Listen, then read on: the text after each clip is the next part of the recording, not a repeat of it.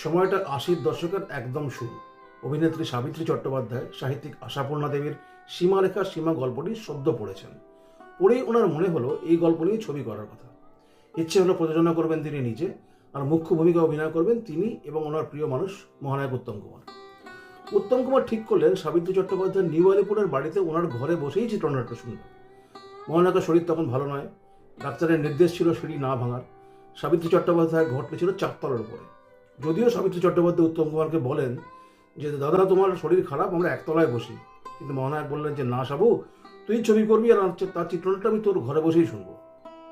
চিত্রনাট্য শুনে মহানায়কের পছন্দ হলো। উনি খুশি হয়ে সাবিত্রী চট্টোপাধ্যায়কে বললেন, সাবু তুই শিগগিরই শুরু কর, আমি অভিনয় করব, দর্শক দেবী খুব পছন্দ করবে।